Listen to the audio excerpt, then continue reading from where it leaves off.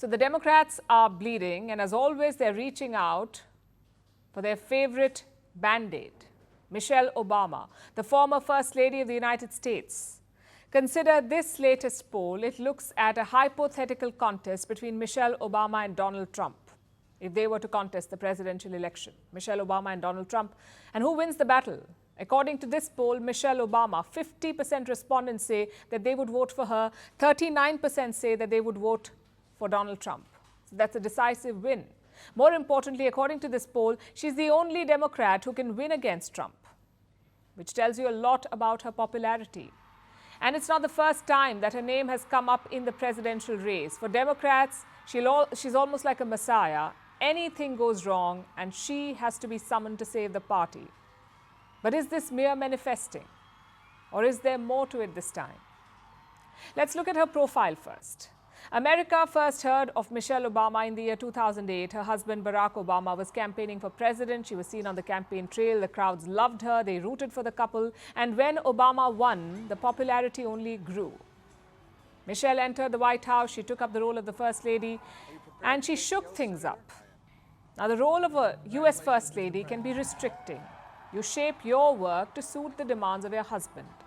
Michelle Obama did support her husband, but she also held her own. She launched campaigns, she advocated for military families, she promoted healthy eating, she kept it real, and that's why Americans loved her. Be afraid. You hear me? Young people, don't be afraid. Be focused. Be determined. Be hopeful. Be empowered. Empower yourselves with a good education. Then get out there and use that education to build a country worthy of your boundless promise. Lead by example with hope, never fear. Who doesn't like advice like that? And it shows in the ratings. Michelle Obama is one of the most highly rated U.S. First Ladies in history. 8 years of her life were spent in the White House, but then came a new horizon. The Obama presidency ended, and that's when Michelle Obama really flourished. She was always popular, but now she could leave behind her First Lady role and just be herself. So she wrote books, gave speeches, signed a Netflix deal, hosted a podcast, motivated Americans to vote. Michelle Obama did all of it and made it look like a breeze. She was eloquent and empathetic. She never lost her cool, and the crowds loved that. Compare that to America's mercurial politicians. She seemed like a blessing. Plus, her modest roots and her journey to success added to the charm. But what we're looking at today, a portrait of a biracial kid with an unusual name and the daughter of a water pump operator and a stay-at-home mom. What we are seeing is a reminder that there's a place for everyone in this country. Because as Barack said, the two of us can end up on the walls of the most famous address in the world. In 2020, Gallup named her as the most admired woman. She has a favorability rating of 60%, which is all great. But is it enough to be the president? It depends on who you ask. Part of Michelle Obama's charm is the issues that she advocates for. I mean, look at them. Healthy eating, supporting veterans and their families, voting. What's not to like about them? None of it is controversial.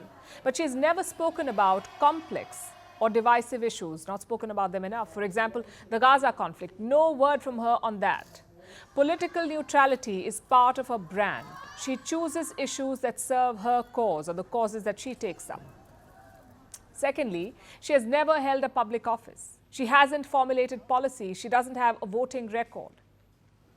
So you don't know how much she will hold up in the real political world. And to be fair to her, Donald Trump did not have any of it in 2016 either, and yet he managed to beat Hillary Clinton. So I guess the bigger question here is, does Michelle Obama even want to run for president?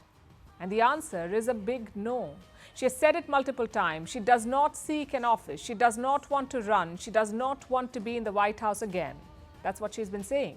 But the Democrats aren't giving up hope. Will their daydreaming get them anywhere?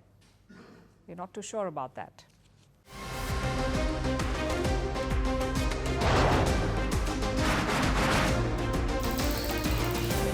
Obviously today, the T20 World Cup bandwagon has moved across to the West Indies. What can you expect from this? Hello, I'm Alison Green, coming to you from Durban, South Africa.